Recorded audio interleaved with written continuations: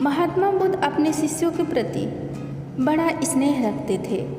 एक दिन उन्होंने अपने शिष्यों को अंतरात्मा की आवाज़ कैसे आती है एक कथा सुनाई और बोले, किसी नगर में एक साधु रहता था। उसके चेहरे पर हर घड़ी प्रसन्नता छाई रहती थी।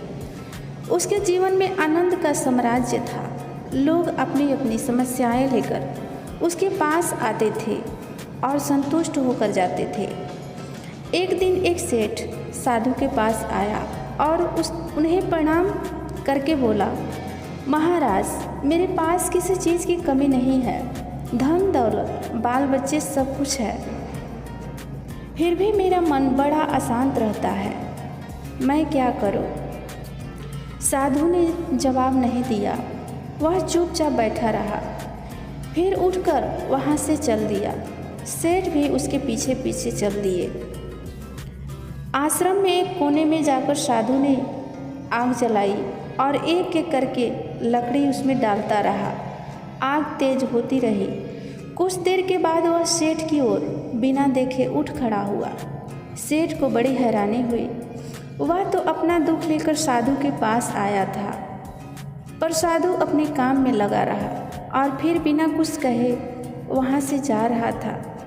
सेठ ने आगे बढ़कर कहा, स्वामी जी, मैं बड़ी आशा लेकर आपकी सेवा में आया हूँ, मुझे कुछ रास्ता तो बताइए। साधु बड़े जोर से हंसते हुए बोला, अरे मूर्ख, मैं इतनी देर से क्या कर रहा था? तुझे रास्ता ही तो बता रहा था। देख, हर आदमी के अंदर एक आग होती है। अगर उसमें प्यार की आहुति दे दी तो वह आनंद देती है। घृणा की आहुति दे दी तो वह जलती है।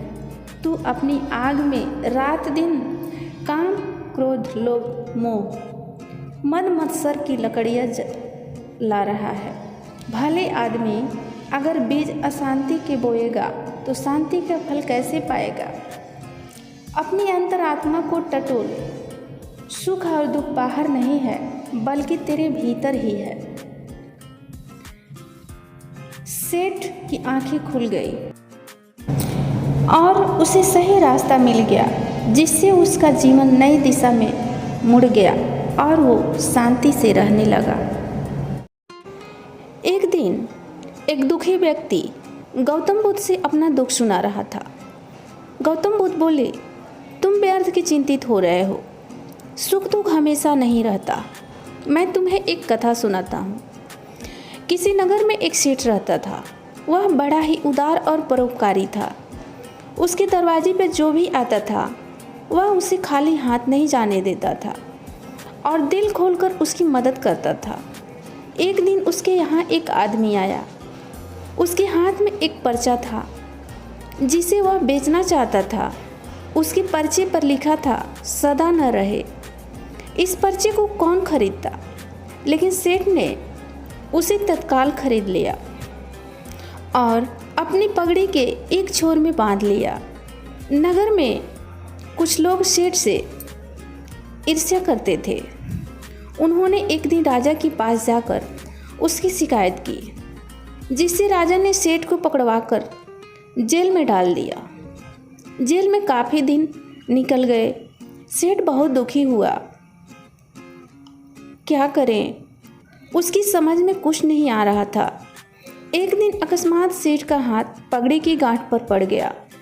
उसने गांठ को खोलकर पर्चा निकाला और उसे पढ़ा। पढ़ते ही उसकी आंखें खुल गई। उसने मन ही मन कहा, अरे तो दुख किस बात का? जब सुख के दिन सदा न रहे तो दुख के दिन भी सदा न रहेंगे।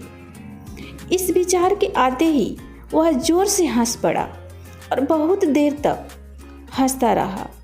जब चौकीदार ने उसकी हंसी सुनी तो उसे लगा सेठ मारे दुख के पागल हो गया है। उसने राजा को खबर दी। राजा आया और उसने सेठ से पूछा, क्या बात है? सेठ ने राजा को सारी बात बता दी। उसने कहा, राजन, आदमी दुखी क्यों होता है? सुख दुख के दिन तो सदा बदलते रहते हैं। सुख और दुख तो जीवन के दो पहलू हैं। यदि आज सुख है तो हो सकता है कि कल हमें दुख का मुंह भी देखना पड़े। यह सुनकर राजा को बोध हो गया। उसने सेठ को जेल से निकलवाकर उसके घर भिजवा दिया।